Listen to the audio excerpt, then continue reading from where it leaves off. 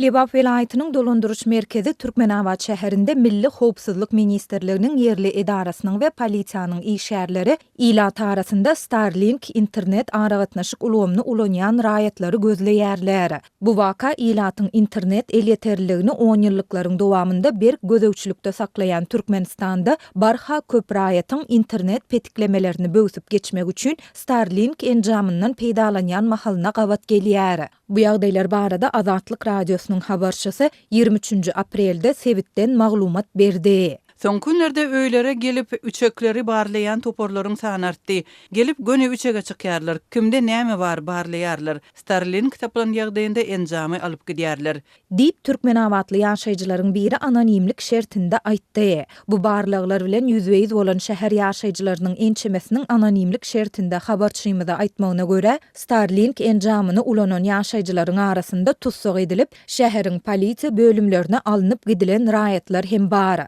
Olar köplenç polisiýanyň ikinji bölümünde saklanýar. Olaryň soňky ykbaly belli däl diýip, ýagdaýlardan habarly Türkmenabadly ýene bir ýaşaýjy anonimlik şertinde aýtdy. Ýaşaýjylaryň sözlerine görä, howpsuzlyk we polisiýa işgärleri barlyklaryň sebäpleri barada anyk we dolu maglumat bermeýärler. Olaryň käbirleri diňe daşary ýurtlaryň Sputnik internet enjamlaryny şol sanda Starlink aragatnaşyk serişdesine ulanmagyň gadagandygyny aýtmak bilen çäklenýärler diýip Türkmenabadly ýene bir ýaşaýjy anonimlik şertinde aýtdy. Habarçymyz bahasy $2500 çenli ýetýän bu enjamy ulanmagyň ýurtda gadagandygyna garamazdan köp raýatyň Starlink'ten gizlin peýdalanýandygyna aýdýar. Adamlar başga ýol ýok diýärler. Sebäbi Türkmenistanda ilaty hüdürlenýän internetiň tizligi juda pes, bahasy gymmat, üstesine de ýygderlik kesilip durýar. Yerli provideryň hüdürleýän internetiniň tizligi 4-6 megabayt sekund. Starlink'in internet tizligi sekundda 200 megabayta çelni ýetýär. Üstesine de ýurtda gadagan edilen saýtlary hem bökdönsiz girip bolýar.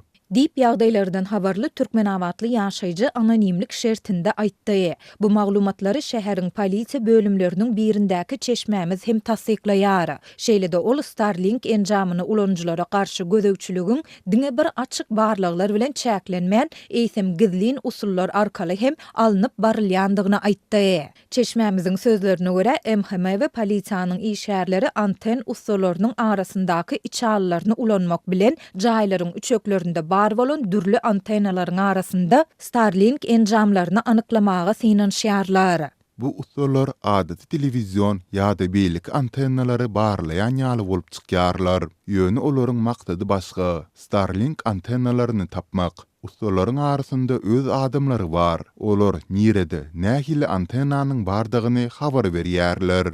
Diýip çeşmämiz aýtdy. Azatlyk bu barlaglar barada değişli yerli häkimetlerden şol sanda Sebitiň polisiýa müdürliginden telefon arkaly resmi tesbir almaga synanşdy. Ýöne redaksiýamyzyň 23 aprelde eden telefon jaňlaryna hiç kim jogap bermedi. Garaşsyz neşir Türkmen News MHM-niň polisiýanyň, prokuraturanyň we aragatnaşyk ministrliginiň işgärleriniň paýtaxt Aşgabatda we Ahal vilayatynyň Änew şäherinde reýtleri geçirip Starlink enjamlaryny gözleýändigini habar berdi. Aprel aýynyň ortalaryndan beri geçirilýän reýtleriň çäginde ýaşaýyş çaýlarynda, ofislerde we täzirçilik jaýlarynda esasan hem üçeklerde barlyglar geçirilýär. Tapylan islendik Starlink enjamy konfiskasiýa edilýär. Olaryň eýlerine nähili çäre görülýändigi heniz belli däl.